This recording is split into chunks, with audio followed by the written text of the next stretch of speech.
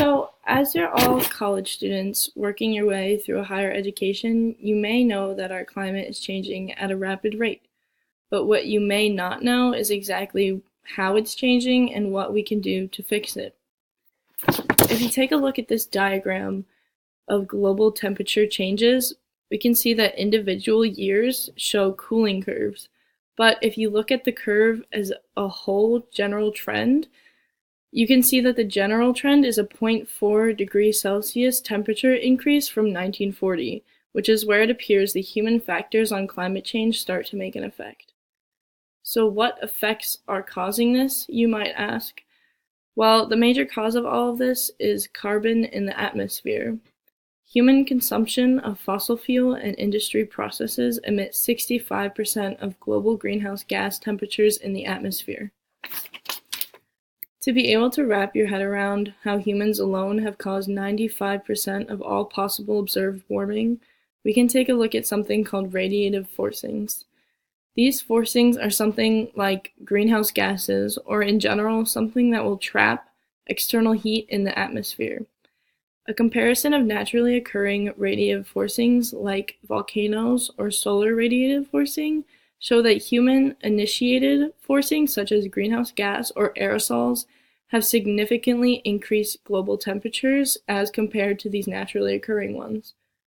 That is, that all observed radiative forcings combined, humans have influenced the forcing with the largest effect on climate warming in the past 150 years.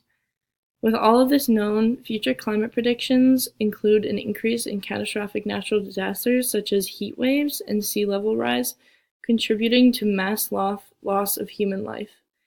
In fact, this could occur in under 30 years, and even some of these effects are being seen today.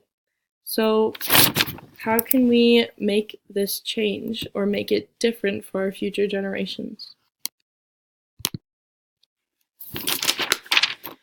So even though this information can seem overwhelming, and it may seem like this is a problem that only scientists can fix, there are a lot of small solutions that can help reduce our impact every day.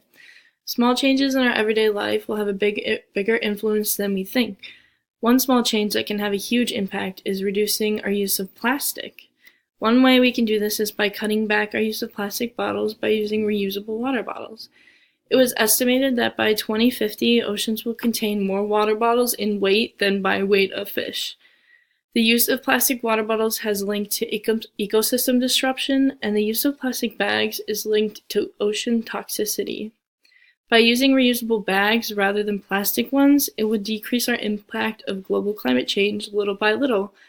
It is estimated that each 500 billion to 1 trillion plastic bag used each year, even though the average person uses a bag for about 12 minutes. Another small change in our everyday lives could be choosing to walk rather than getting in a car to drive short distances. It is good for your physical health and for the planet's health in the long run. One change that people don't consider is food consumption, and more specifically, meat consumption. Of course, we're aware that plastic and gas emissions have a negative effect on the environment, but by consuming less meat in your diet, you will be reducing the water waste that goes along with it. Livestock farming has the most environmental footprint, and it contributes to land and water degradation, biodiversity loss, acid rain, and deforestation. Livestock farming contributes 18% of human-produced greenhouse gas emissions worldwide. But it is important to realize that even with the changes you or I make today, there will still be consequences of the damage that humans have caused. But this is why we should even more want to make an effort to change it before it continues to decline even more. The most important thing is to have hope for a better future. Even if you can't feel the direct changes of climate in your own area that you live in, it's still happening, and chances are you will feel the effects in the future, especially future generations above you or below you. You should be the ones to take action and really make a change, especially as we are all college students today.